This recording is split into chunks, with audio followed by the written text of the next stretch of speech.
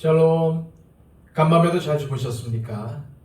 하나님께서 우리를 지켜주시고 또 인도해 주셔서 오늘 하루도 복된 하루를 맞게 해주셨습니다. 주신 하루 하나님께 영광 돌리시기를 소망합니다. 기도하겠습니다. 아버지 하나님, 오늘도 우리에게 예배의 자리를 허락하여 주셔서 하나님의 말씀을 듣게 하여 주시고 그 말씀을 상고할 수 있도록 은혜 베풀어 주심을 감사합니다. 하나님, 하나님께서 우리에게 주시는 말씀이 우리의 삶의 양약이요 생명이 됨을 깨닫게 하여 주셔서 오늘도 그 말씀 붙들고 그 말씀을 행하며 살아갈 수 있도록 우리에게 은혜를 더하여 주시옵소서. 하나님, 우리의 약한 의지와 부족한 마음을 가지고는 이 말씀을 지켜 행할 수가 없습니다. 주님께서 우리 가운데 성령님을 보내주셨사오니 성령님의 능력으로 오늘도 말씀을 따라 살게 하여 주시고 오늘도 하나님께 순종하는 삶을 살아갈 수 있도록 인도하여 주시옵소서. 오늘 우리의 삶을 온전히 주께 맡겨드리오니 주님 우리에게 은혜를 더하여 주시고 무엇보다도 지혜와 명철을 더하여 주시옵소서. 예수 그리스도의 이름으로 기도하옵나이다. 아멘. 다 함께 찬송가 455장 찬양 드립니다.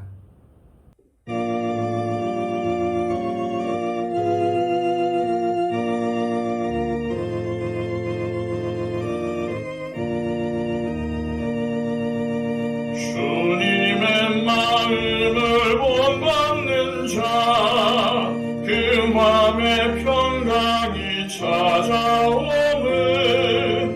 험악한 세상을 이길 힘이 하늘로부터 임함이로다. 주님의 마음 본받아 살면서 그 거룩하심 나도 이루리. 주 모습 내 눈에 안 보이며 금성 내 귀에 안 들려도 내 영혼 날마다 주를 만나 신령한 말씀 늘 배우도다. 주님의 마음 본받아 살면서 그 거룩하심 나도 이루리. 다른 길 거칠고 험하여도 내 맘에 불평이 없어짐은 십자가 고난을 이겨내신 주님의 마음 본받음이라. 주님의 마음 본받아 살면서 그 거룩하심 나도 이루리. 주 예수 세상에 다시 오실 그날엔 무성도 변화하여 주님의 빛나는 그 형상을 다 함께 보며 주 찬양하리. 주님의 마음 본받아 살면서 그 거룩하심 나도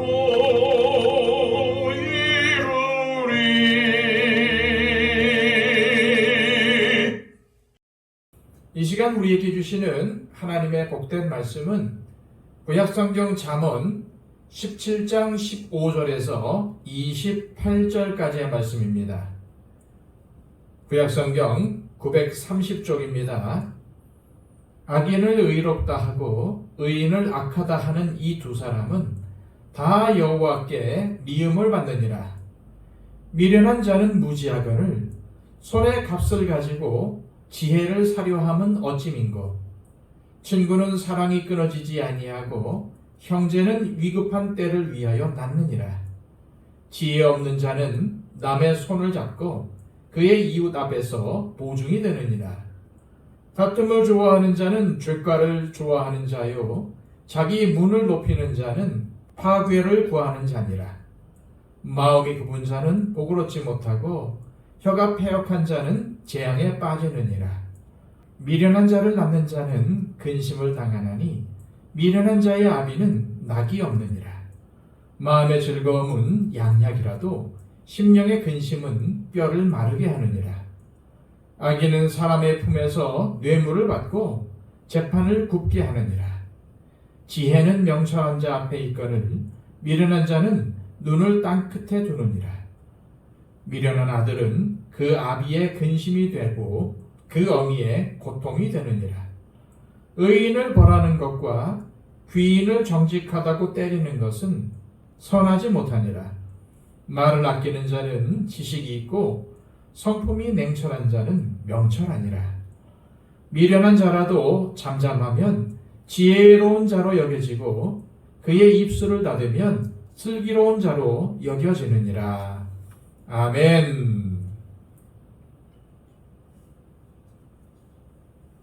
대부분 사람의 마음에는 양심이 있고 반드시 지키고자 하는 선이 있습니다. 따라서 양심에 반한 일이나 선을 넘는 일이 일어나면 사람들은 분노하게 마련입니다. 예를 들어서 뉴스에 자녀가 부모를 살해하거나 부모가 어린 자녀를 해치는 사건이 보도되면 사람들이 왜 분노합니까? 그 이유는 사람이라면 결코 해서는 안 되는 일을 저질렀기에 많은 사람들의 공분을 사는 것입니다. 그런데 하물며 공의로 세상을 다스리시는 거룩하신 하나님께서 보실 때 이러한 죄악을 저지르는 사람을 얼마나 미워하시겠습니까? 그런데 하나님께서 미워하시는 죄악은 이뿐만이 아닙니다. 지난 시간에 살펴보았지만 다시 한번 읽겠습니다. 15절입니다. 악인을 의롭다 하고 의인을 악하다 하는 이 두 사람은 다 여호와께 미움을 받느니라. 뇌물을 받았든지 자신의 이익과 연관이 되어 있든지 어떠한 이유로든 악한 자를 의롭다 하고 의로운 자를 악한 자라고 거짓된 판결을 내리는 것은 하나님께 미움을 받는 행위이며 공의로우신 하나님께서 싫어하시는 죄악인 것입니다. 한번 예를 들어보겠습니다. 묻지마 살인을 저지른 범죄자가 있습니다. 죽은 피해자는 살인자와 아무런 연관도 없습니다. 홧김에 저지른 우발적인 살인이었습니다. 얼마나 억울한 죽음입니까? 유족들은 깊은 슬픔에 빠졌고 시민들은 분노가 가득 찼습니다. 그런데 막상 재판이 열리고 보니 기막힌 일이 벌어졌습니다.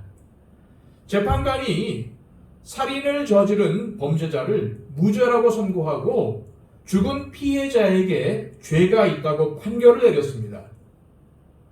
만일 이런 일이 일어난다면 나라 전체가 발칵 뒤집히지 않겠습니까? 왜 그럴까요? 인간이라면 당연히 지켜야 할 정의가 무너졌기 때문입니다. 마찬가지로 하나님은 정의를 왜곡하는 사람들을 미워하십니다. 그리고 이러한 사악한 자들을 하나님은 반드시 심판하십니다. 왜냐하면 우리가 믿고 순종하는 하나님은 정의로우신 분이시기 때문입니다. 따라서 우리도 우리의 아버지 되시는 하나님의 모습을 닮아 정의로운 모습으로 이 세상을 살아가야 합니다. 이것이 세상을 살아가는 참된 지혜입니다. 16절입니다.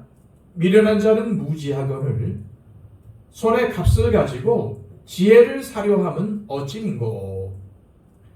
미련한 자는 값을 지불하고 물건을 사는 것처럼 돈으로 지혜를 살 수 있다고 생각을 합니다.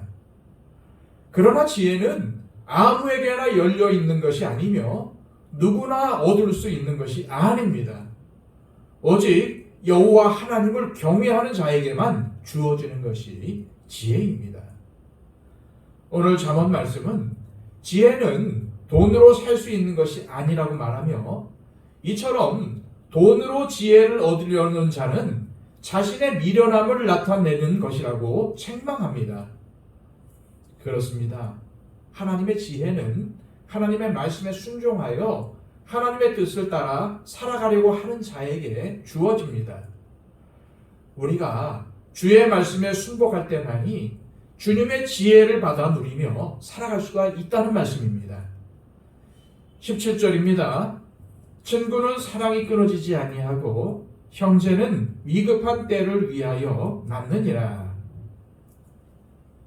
그 사람이 친구인지 아닌지는 위기를 당해보면 알 수 있습니다.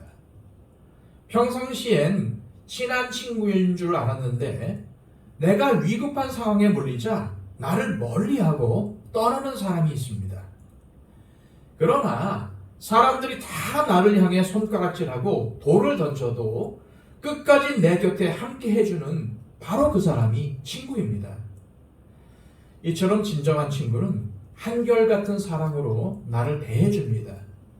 그래서 역경을 당할 때 진짜 친구가 누구인지 뚜렷하게 드러나는 법입니다. 예수님은 요한복음에서 우리를 너희는 나의 친구라 부르셨습니다. 주님은 죄악으로 인해 죽어가는 우리를 외면하지 않으셨고 십자가에 달려서 죽음을 당하는 그 순간에도 우리를 버리지 않으셨습니다. 그렇다면 우리는 예수님의 좋은 친구입니까? 일이 잘 풀리는 좋은 날에는 예수님과 친하게 지내지만 우리에게 유익이 되는 일을 위해서 거짓말을 해야 하거나 양심을 속여야 할 때 예수님을 모른 척하고 은근슬쩍 등을 돌리고 있지는 않습니까? 진정한 친구는 언제 어느 때든 변함없이 사랑과 우정으로 상대와의 의리를 지키는 사람입니다. 예수님은 우리를 친구라고 불러주셨습니다. 그리고 주님은 우리에게 신실하신 친구가 되어주셨습니다. 그렇다면 우리도 예수님을 배반하지 않고 끝까지 우정과 의리를 지키는 친구가 되어야 하지 않을까요? 19절입니다. 다툼을 좋아하는 자는 죄가를 좋아하는 자요 자기 문을 높이는 자는 파괴를 구하는 자니라. 다른 사람들과 싸우고 다투는 것을 좋아하는 사람은 죄를 범하기를 좋아하는 사람이기에 하나님께서 보시기에 미련한 사람입니다. 또한 자기 문을 높이는 자는 상징적인 표현으로 교만으로 가득 찬 거만한 자를 말합니다. 자기 문을 높인다는 표현은 부귀와 권세를 가진 사람이 자신의 부와 힘을 과시하기 위해서 집 대문을 크고 높게 만드는 행위로 높아진 집 문처럼 높아진 교만을 나타내는 비유입니다. 이처럼 교만한 사람은 하나님께서 반드시 심판하십니다. 왜냐하면 교만은 하나님께서 미워하시는 행위 중 하나로 파괴를 구하는 것입니다. 그리고 파괴를 구한다는 것은 하나님께서 교만한 사람을 벌하신다는 의미라는 것을 기억하시기 바랍니다. 계속해서 22절입니다. 마음의 즐거움은 양약이라도 심령의 근심은 뼈를 마르게 하느니라. 여기서 마음의 즐거운 마음이란 하나님을 섬기며 하나님의 말씀을 늘 마음에 두고 순종하는 사람의 마음을 말합니다. 이러한 사람의 마음에는 언제나 즐거움이 찾아옵니다. 또한 심령이 평안하고 즐거우니 몸도 마음 따라 건강해집니다. 그러나 하나님을 거부하고 세상적인 것만 탐욕스럽게 추구하는 자는 더 많이 갖지 못해서 마음에 늘 근심이 가득합니다. 몸에 근심과 염려가 가득하니 뼈도 마르게 되는 것입니다. 이제 마지막으로 26절을 보겠습니다. 의인을 벌하는 것과 귀인을 정직하다고 때리는 것은 선하지 못하니라. 방금 읽은 이 26절의 말씀은 15절 말씀과 그 뜻이 비슷합니다. 악인을 의롭다고 하는 것, 의인을 악하다고 그릇되게 판단하는 것이 하나님 보시기에 선하지 못하다는 것입니다. 무엇이 옳은가를 분별하는 기준은 하나님의 말씀입니다. 무엇이 다른 것인지를 판단하실 수 있는 분은 오직 이 세상을 지으신 하나님 한 분밖에는 없기 때문입니다. 그러므로 우리는 하나님의 말씀에 늘 순종하는 삶을 살아야 합니다. 왜냐하면 그것이 생명의 길이고 그것이 복된 길이기 때문입니다. 이 시간 기도하실 때 하나님 아버지, 옳고 그름을 판단하는 분은 하나님이신 줄 알아. 하나님이 미워하시는 악은 우리도 미워하게 하시고 하나님께서 기뻐하시는 선은 우리도 기뻐하여 죄악을 멀리하고 선을 행하는 삶을 살게 하옵소서. 그리하여 하나님의 말씀에 순종하는 삶을 살아가게 하옵소서. 기도하시기 바랍니다. 111 기도를 통해서 우리의 기도가 필요한 분들을 위해서 중보해 주시고, 안양재 집사님, 유덕봉 집사님, 천근수 집사님, 김영순 권사님 등 건강이 필요한 분들을 위해서, 또 연로하신 우리 성도님들을 위해서 간구해 주시기를 바랍니다. 우리 선교사님들을 위해서, 나라와 민족을 위해서, 온 세계에 고통받는 민족들과 나라들을 위해서 기도해 주시기를 바랍니다. 다 함께 기도하겠습니다.